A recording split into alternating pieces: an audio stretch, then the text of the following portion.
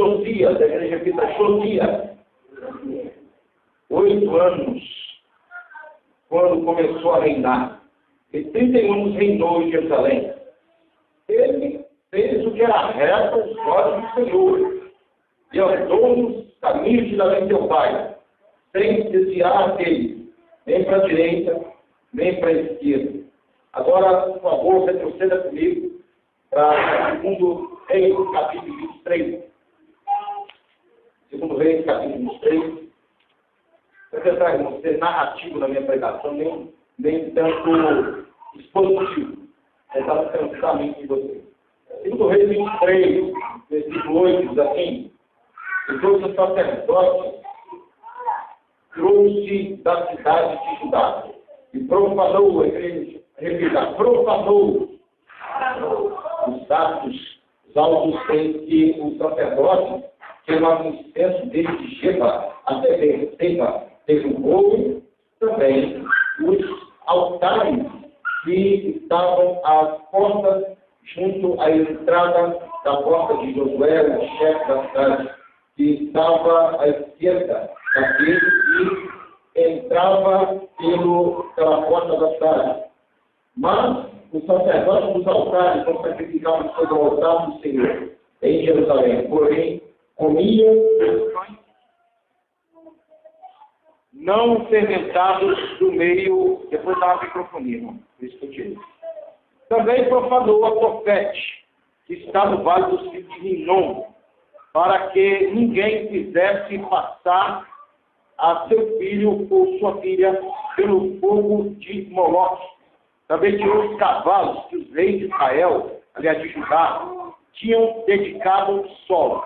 A entrada da casa do Senhor, perto da câmara de Natan-Meleque, o eunuco, que estava no recinto, e os carros do sol queimou a fogo. Também o rei derrubou o altar que estavam sobre o terraço do cenáculo de Acá, os quais os reis de Judá tinham feito, como também o rei derrubou os altares que fizera Manassés nos 2 átrios da casa do Senhor, e esmigalhou, os tirou dali, e lançou o pó deles sobre o ribeiro de Cedron. Versículo 13. O rei profanou também os altares que estavam defronte de Jerusalém, do lado direito do monte de Mazite, os quais edificara Salomão, rei de Israel, a Astarote, a abominação dos donos, a Quemós, a abominação dos Moabitas, a Milcom, a abominação dos filhos de Amon.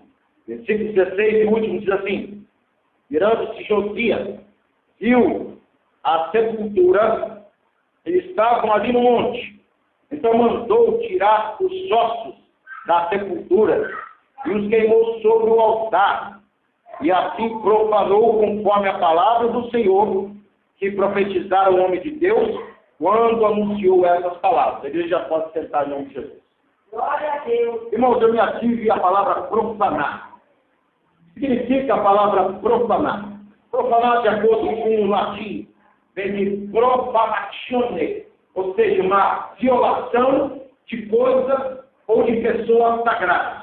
Por exemplo, quem lembra de um pastor que anos atrás chutou uma santa e ele teve que ir embora do país? É um tipo de profanação. É como se você chegasse no Cristo Redentor, botasse um monte de dinamite em volta do Cristo Redentor e explodisse ele. O que você acha disso? Ia dar um choque na cabeça de muita gente. Se você chegasse no governo da penha e quebrasse aquela imagem todo dia na paulada, o que você acha que podia acontecer? Se descobrisse que é você, irmão, se sobrasse de você e ia jogar para os peixes comigo. Então, a violação é basicamente isso. É o desrespeito com coisas consideradas sagradas. Mas eu usei o termo pessoal consideradas.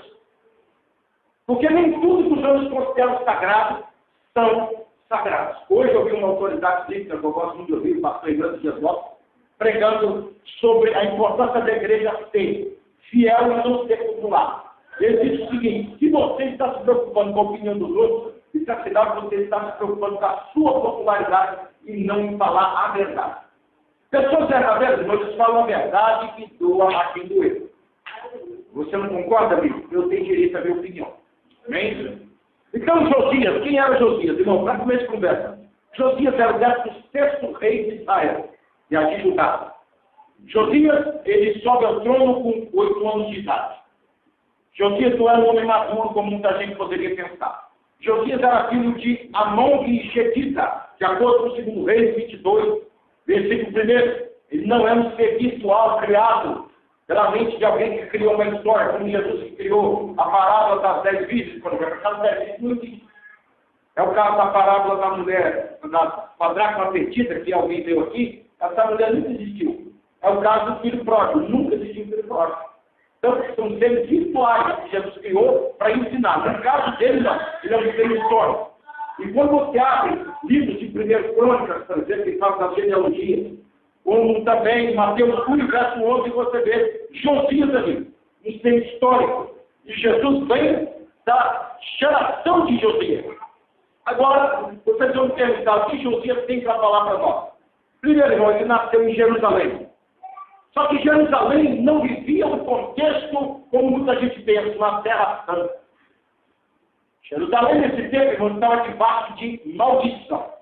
Para você ter ideia, o profeta Sofonias, se você puder ler os 3 capítulos dele, você vai ver que só